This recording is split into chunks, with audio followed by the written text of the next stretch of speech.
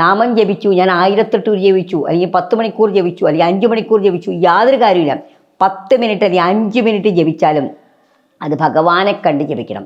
ഓം നമ ശിവായ എന്ന് ചൊല്ലിക്കഴിഞ്ഞാൽ ആ ഓം നമ ശിവായ ഭഗവാനെ കാണണം. മഹാദേവൻ നമ്മുടെ മുമ്പിലിരിക്കണായിട്ട് ചൊല്ലിയിട്ട് വേണം ഓം നമ ശിവായ ചൊല്ലാൻ.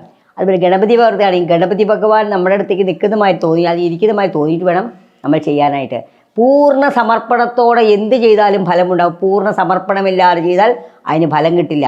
അതുകൊണ്ടാണ് പൂജ ചെയ്തിട്ട് ഫലമില്ല, ഞാൻ എത്രയോ പ്രാർത്ഥിക്കുന്നുണ്ട്, ഞാൻ രാവിലെ തുടങ്ങി ഇത്ര നേരം വരെ പ്രാർത്ഥിക്കുന്നുണ്ട്, എനിക്ക് ഫലമില്ല എന്ന് പറയുന്നത് കാരണം സമർപ്പണ മനോഭാവത്തോടെ ചെയ്താൽ മാത്രമേ അതിന് ഫലമുള്ളൂ. എപ്പോഴും സമർപ്പിച്ചേ ചെയ്യാവൂ.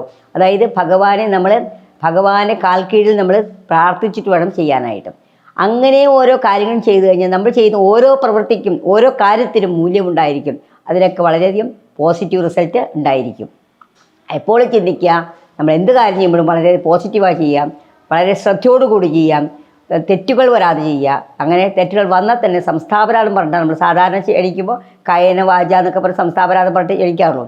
അപ്പം ഇങ്ങനെയുള്ള കാര്യങ്ങൾ ചെയ്തു കഴിഞ്ഞാൽ നമുക്ക് എപ്പോഴും ഒരു പുഷ്പമിട്ടാലും 1000 പുഷ്പമിട്ടാലും എന്ത് ചെയ്താലും കുറേ നേദ്യം വെച്ചാലും ഒരു പഴം വെച്ചാലും ഭഗവാൻ നമ്മളെ അനുഗ്രഹിക്കും. എന്താ? അർപ്പണത്തോടെ ചെയ്താൽ. പൂന്താനത്തിൻ്റെ നമുക്കറിയാം, പൂന്താനം എന്താ? അർപ്പണത്തോടെ ചെയ്ത അർപ്പണ മനോഭാവത്തോടെ ചെയ്തുകൊണ്ടാണ് പൂർണ്ണത്തിന് മോക്ഷം കിട്ടിയത്. അതുപോലെ ശബരിക്ക് ശ്രീരാമസ്വാമിക്ക് ഇഷ്ടമാണ്, അറിയില്ല, വിദ്യാഭ്യാസമില്ല, കിട്ടുന്ന കായ്കളെല്ലാം സൂക്ഷിച്ചു വയ്ക്കും. എന്താ സൂക്ഷിച്ചു വെച്ചിട്ട് ഭഗവാൻ വന്നപ്പം ഈ കായ് കടിച്ചു നോക്കി. എന്താ കാരണം? അതിന് മധുരം ഉണ്ടോയെന്ന് അറിയാൻ വേണ്ടി. അവർക്കറിയില്ല വേറെ. ആ കായ്ക്കനി സന്തോഷത്തോടെ ശ്രീരാമ ഭഗവാൻ മേടിച്ചു. കാരണം എന്താ? സമർപ്പണ ഭാവത്തോടെ നമ്മൾ എന്ത് ചെയ്താലും ഭഗവാൻ അത് സ്വീകരിച്ചിരിക്കും. നമ്മളിപ്പോൾ ഫാമിലി ലൈഫിലായും സമർപ്പണ ഭാവത്തോടെ, കുട്ടികളെ വളർത്തുന്നതായിരിക്കും സമർപ്പണ ഭാവത്തോടെ. അത് കുട്ടികൾ വലുതായി ജോലി ചെയ്ത് ശമ്പളം കിട്ടുമെന്ന് വിചാരിച്ച് വളർത്തരുത്. അവരുടെ നല്ല നില എത്തണം, അവർക്കൊരു ഭാവി ഉണ്ടാവണം, അവരുടെ ഇഷ്ടത്തിന് ജീവിക്കാൻ സാധിക്കണം. ഇതൊക്കെ വിചാരിച്ചിട്ട് വേണം നമ്മൾ കുട്ടികളെ വിദ്യാഭ്യാസം കൊടുക്കാനും അവർക്ക് ഇഷ്ടമുള്ള മേഖലയിലേക്ക് പഠിപ്പിക്കാനുമല്ല.